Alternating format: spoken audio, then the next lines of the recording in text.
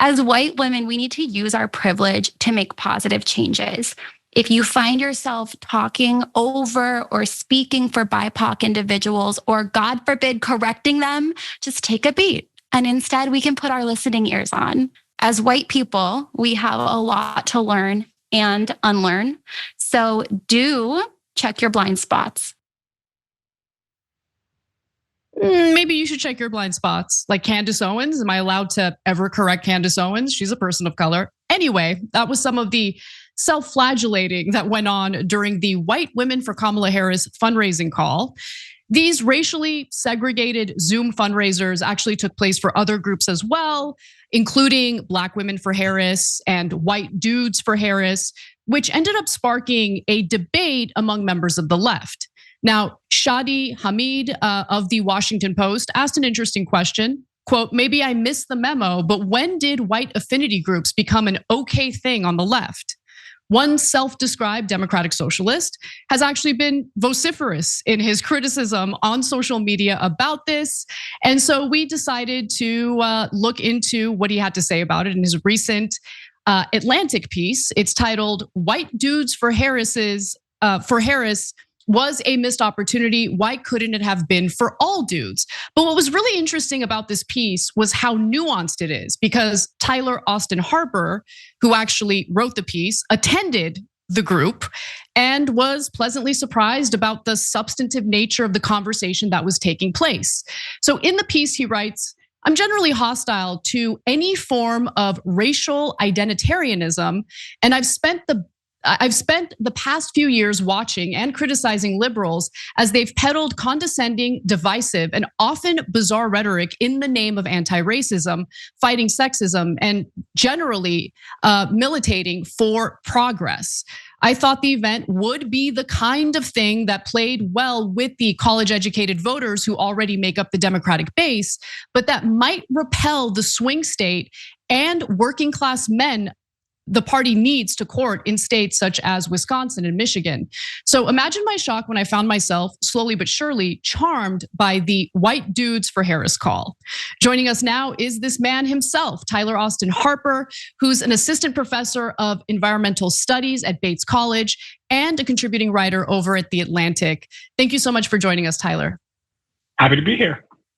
So I'm so happy that you're joining us because I want to learn more about what you experienced during that call. I also want to talk a little bit about this ongoing debate, because I do feel that those who are willing to engage in the debate are a bit courageous, because it's really easy to just smear someone as a racist and then be done with it. But you're willing to take this on. So talk to me about the concerns that you had when this first came up with White Women for Kamala Harris. Yeah, I mean, I think, as you saw in that clip you showed, my concern immediately, I actually watched the White Women for Harris Zoom because I was curious. And there was a lot of self-flagellation. There was a lot of sort of paternalism and condescension about that really framed white women sort of implicitly as sort of swooping in to kind of save the day in ways I found troubling. But also this kind of notion that is, because some white women voted for Trump, that it is the responsibility of everyone who shares that is in that racial demographic to somehow like atone for this in some way. There's a lot of talk about, we got to be accountable because other white women voted for Trump, and that whole sort of logic doesn't really hold for me. But so that's kind of what I was expecting with the Dudes for Kamala Harris call. I was, I went in, I tried to be open-minded, but I went in with the assumption that I wasn't going to like what I heard. A lot of the promotional material, I will say too, was, there's a lot of talk about toxic masculinity. There was a lot of talk, about we got to hold ourselves accountable and have open spaces for honesty and sharing, et cetera. And, I'm from a pretty working class part of Pennsylvania, and I had a sort of a hard time imagining that the way in which it was framed rhetorically was going to go over well for, people in some of these key swing states. And I was really surprised. There was really substantive discussion. There was discussion about labor issues. The self-flagellation was largely very absent. And it was a robust discussion that I thought, didn't go down the same path that some of the other Zoom calls seemed to go down. So yeah, I was pleasantly surprised.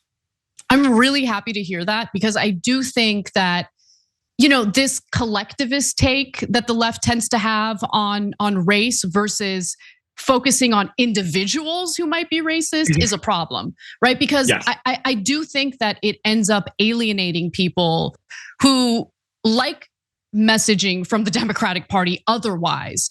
But when you're told over and over again from the party that you want to support that you're a problem, and you're a problem specifically because of the color of your skin, well, if you're repulsed by racist rhetoric on the right, you're similarly going to be repulsed by the racist rhetoric on the left as well. And so I will admit I was pretty blind to this issue for many years. And I didn't understand what people were talking about when they would, point to this kind of divisive strand in the Democratic Party. But now I do see it. And I actually think that it's strategically a terrible idea, because you're right. I mean, when it comes to those swing states, this kind of messaging can really make all the difference. And it's not to erase the reality of racism in America. I think it's about tackling it on a more precise level, as opposed to kind of lumping everyone together as a bad thing simply based on the color of their skin. I mean, that's bigotry, right? Yeah. No, totally. I mean, I think one of the things that really, there's been a lot of criticism of privilege discourse, which is one of the reasons why some of these Zoom calls really bothered me, because they're like, we have to use our privilege for good. That was one of the sort of talking points from the white women for Harris call. That was one of the talking points early on and before the call happened for the white dudes for Harris call. And, I grew up in a really white place that was absolutely crushed by the opioid epidemic. There was not, there was often not a lot of privilege floating around. And I think a certain kind of person, who's like a working class white guy in an area that's been deindustrialized, that, people are dying from opioid overdoses, are not, they're going to hear all that privilege talk and be like, I don't see where my privilege is, and so it is really divisive, unhelpful. I don't think it's I think we should be, class first on the left. And I think there's a way in which all of this privilege and toxic masculinity talk papers over a lot of class differences that really matter, and that can turn off voters when they hear that kind of language. Hey, don't scroll away. Come back. Because before the video continues, we just want to urge you to lend your support to TYT. You power our honest reporting. You do it at tyt.com/team, and we love you for it.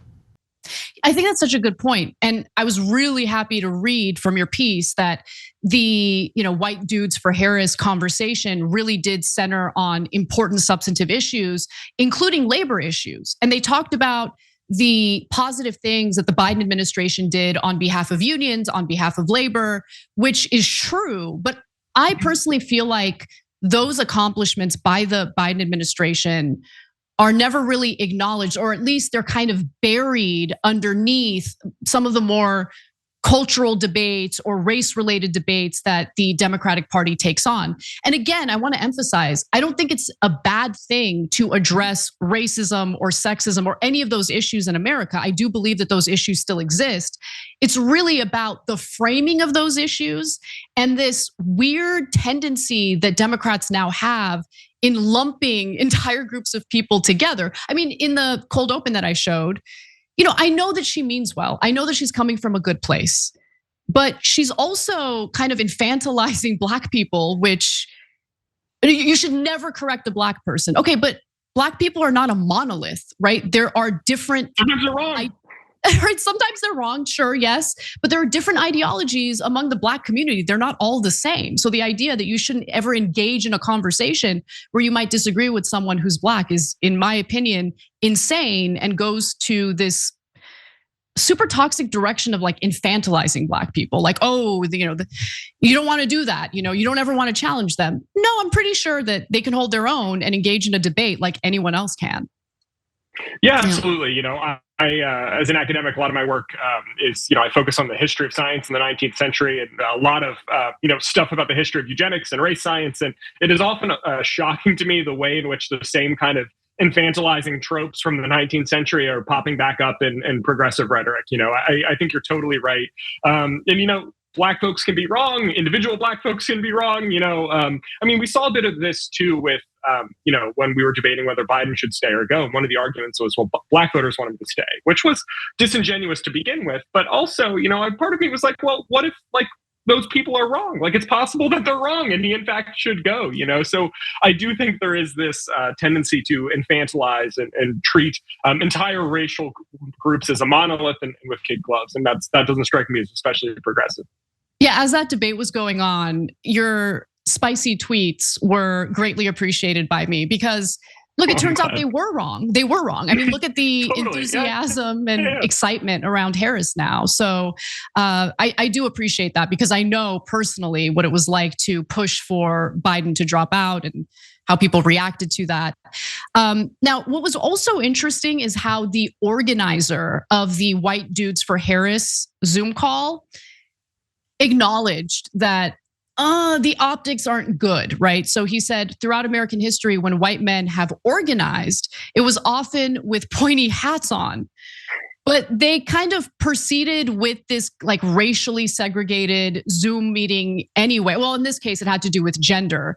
But a lot of these guys were white. I mean, all of them were white. It was marketed as white, and their marketing materials were also kind of divisive, if you ask me.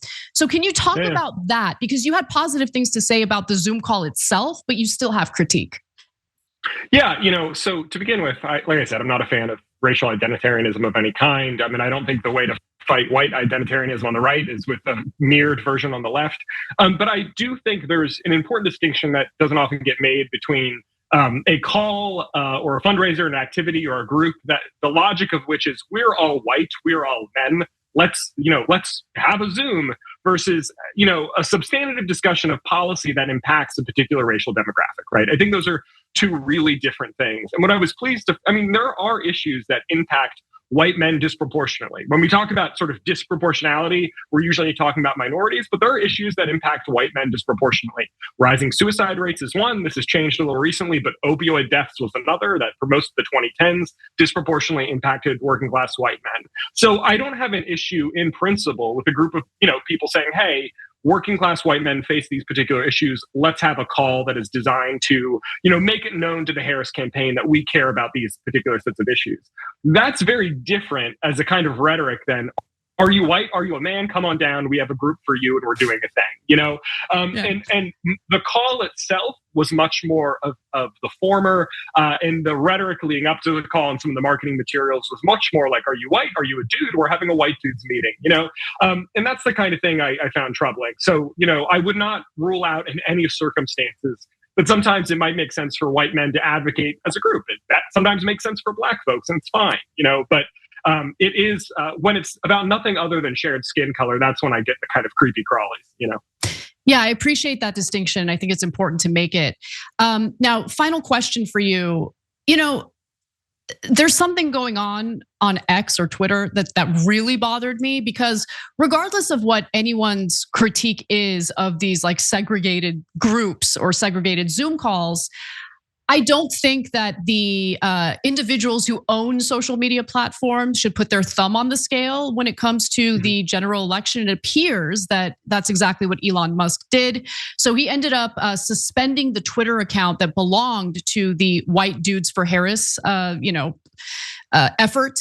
And so, what are your thoughts on that? Yeah, it's terrible.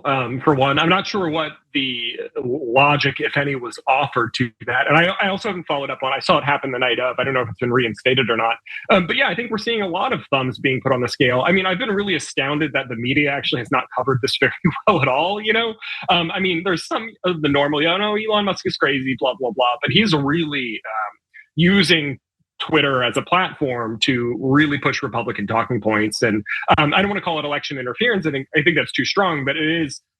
It's really clear that Twitter has become a political organ with a very specific bias, and that is algorithmically pushing up or down and enforcing certain rules based on political standing. So that's not great, and I think it's something that we should talk about more. And I think it's it often feels like those rules are not equally enforced across the political divide. And Republicans and Elon Musk want to say, and I think some of this is fair, that actually some of these platforms have a history of shadow banning conservative rhetoric.